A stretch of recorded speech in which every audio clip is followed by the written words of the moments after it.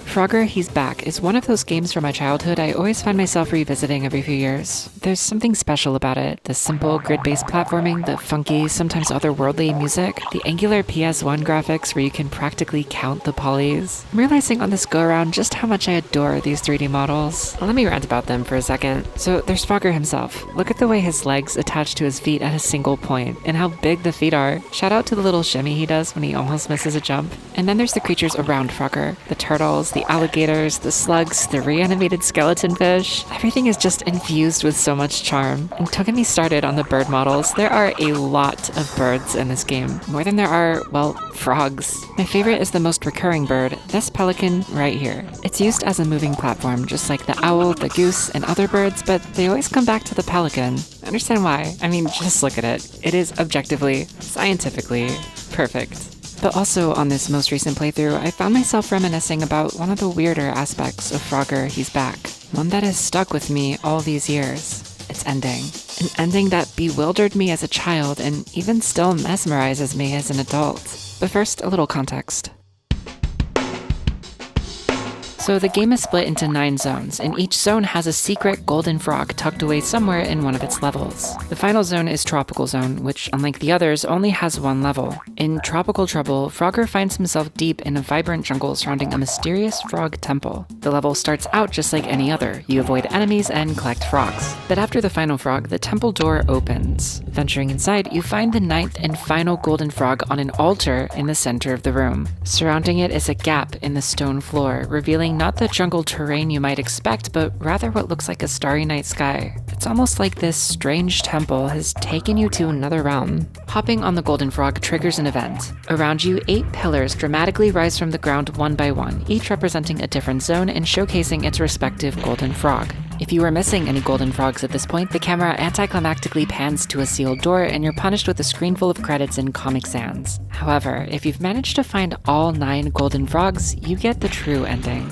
After the 8th pillar rises, this time the door opens and each golden frog ceremoniously hops out of the temple into the inky blue abyss. Frogger follows them and a pre-rendered cutscene plays. They all burst through the door. Frogger meets up with his bimbo frog wife, and the kids play the classic arcade Frogger in their white picket fence backyard. Isn't that sweet? Then the Comic Sans credits roll. You leave your initials if you set a record, and that's the end of the game. But remember how I said the final zone only has 1 level? Well, that's not exactly true.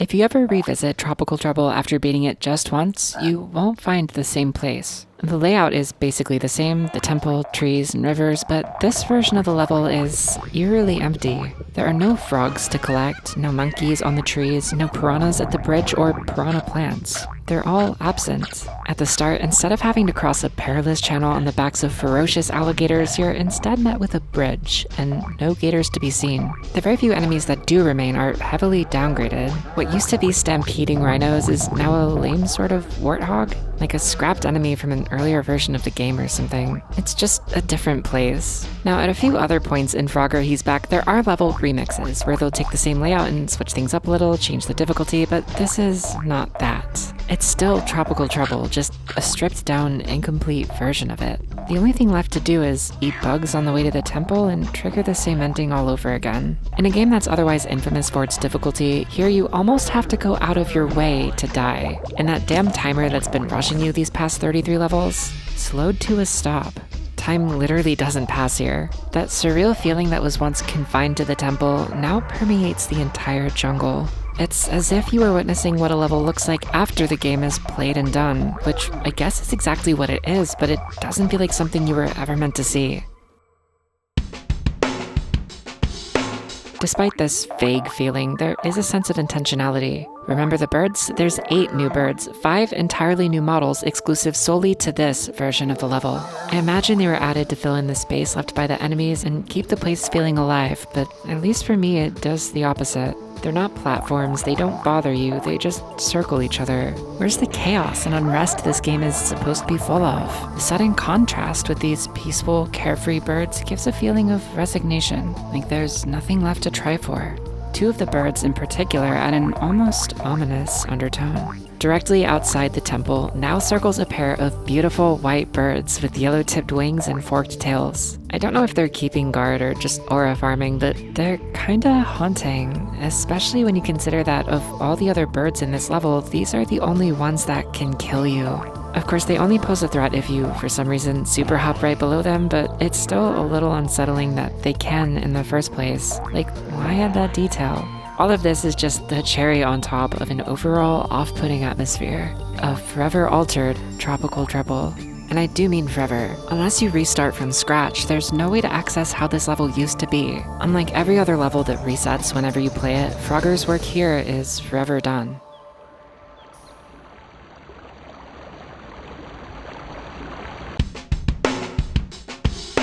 That permanence really influences the way this game is experienced. Fun fact, the haunted tropical treble is the only version of the level I knew for the longest time. When I first inherited the PS1 and its games from my cousins, they gave us their memory card as well. Without the card, I could never get too far into the game. With the card, all the zones were unlocked, but they had already beaten the original tropical treble. This left me only the remains to explore and become familiar with. As a kid, I always wondered why it was so empty and what I was missing here. It wasn't until my first revisit of Frogger as an early teen that I got to the end on my own and finally saw what tropical treble was meant to be. That ethereal ghost town of a jungle was now an actual level, teeming with life both friend and foe. Playing the original level was so exciting and mind-blowing, but then I beat it, and it was gone again, replaced once more with the hollow halls I knew so well. Since then, I've only played the original tropical treble once in each revisit. It's a real highlight of every playthrough, and objectively the more fun version. But as it stands in my memory, nothing is near as impactful as the quiet, uncanny vibes of the Redux.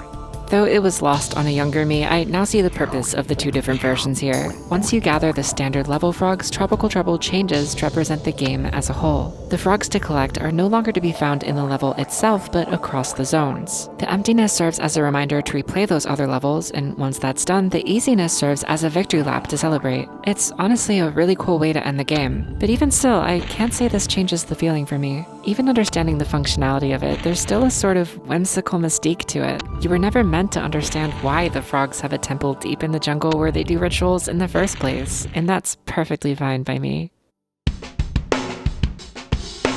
I'm in my late 20s now, and so is Frogger. He's back. The exe file on the PC version is only a few days older than I am. Soon enough, we'll be twice as far from this game as this game is from the original Frogger. And thus, I always kind of thought this would be like Combat 2001, another arcade reimagining from my childhood that's special to me, but mostly forgotten. Boy, was I wrong. Not only are people still talking about Frogger He's Back, there's even a small but active modding community called Highway Frogs. On highwayfrogs.net, you can download froglord, a modding tool made by kneesnap with the help of the community. Froglord really unlocks a hidden depth to the game, literally. With the constant top-down camera, it's easy to miss how much depth is built into these levels. The Frog Temple, I didn't realize how steep of a hill it was on, but you can do more than just fly the camera around. Using Froglord, the community has put out all sorts of mods and even custom levels. Particular Mushroom especially has some great stuff. It's so cool to see this game live on and become more than memory. And let me tell you, these people know Frogger. It's crazy. Like, I had a question about the death sound effect that plays if you prematurely jump into the starry abyss. It sounds like drowning, but a lot thicker and gloopier. Made me wonder what kind of substance this Ethereum is. The sound was also familiar, but I checked and no other type of deadly material makes this sound. So where else had I heard it from? I asked in the group, and instantly, the user globus replied with an in-depth explanation of the mechanics. Apparently this is the result of a failsafe for if Frogger ever falls out of bounds. To prevent him from falling forever and soft-locking the game until it crashes, every level has a death line that Frogger cannot pass no matter what. If he touches it, he drowns and it plays that gloopy sound, which, as it turns out, was the proto-drowning sound. The failsafe gets triggered at a few different points in the game. If you ever fall through a trapdoor, collapsing bridge, or crumbling tile, this puts Frogger in a free-fall state where he passes through any normal block below him, even the ones that are supposed to kill. Since he goes straight through those death triggers, the failsafe gets him instead. These instances are why it sounded familiar to me, but the reason it happens in the temple is different. The failsafe goes off because nothing here is actually programmed to kill you. It's not the Ethereum that kills Frogger, it's falling out of the map. As far as I can tell, this is the only intentionally accessible spot in the game where you can just jump out of bounds sounds. A hole in the map just exposed. As if this room wasn't mysterious enough. In this temple, surrounding the altar upon which the final golden frog resides, is a gap into the infinite void, into the same endless ocean that surrounds each level in a nothingness so thick you drown in it.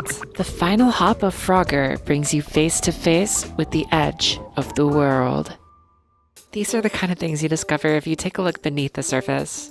Wait, it's all retro zone? All of that to say, Highway Frogs is pretty neat. Huge thanks to Globus for taking me down that rabbit hole. Knowing that there are others that still hold Froggers so dearly is really special. If you're watching this video because you're nostalgic and want to get back into it, now is the absolute best time to re-download the game and maybe even some mods. With that said, I've been your host Elizabeth. Thanks for watching and hop to it. Just kidding, video's not over. Let's rank the Frogger birds. Obviously, the pelican's gonna be S tier. Same for the swans. I love the Eurasian jay. The owl has a weird head, but the claws make up for it. For what it is, the flock is pretty great. D tier. D tier. D for Drake, I guess. S tier. Fun fact about the formation of geese and time flies, they're actually all together in one file called Sky Squadron, which I think is wonderful. The crows are A tier. The hawks are A tier. The buzzard, C.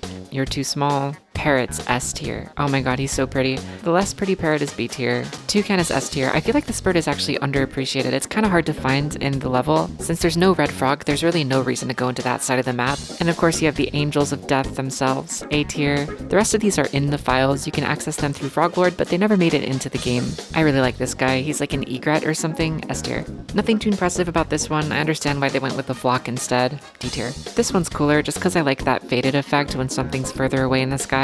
And here you have, it was supposed to be a woodpecker. B for effort. And the flamingo would have been awesome in tropical treble, like maybe wading in the water or something. But yeah, that's how it pans out. I really enjoyed making this video, and I might do others kind of like it, so subscribe if you want to stick around for that. And of course, I have more music to share. I do stuff like this.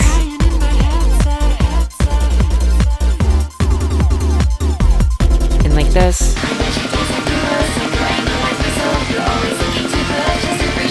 And this. So yeah, best wishes, take care, see ya.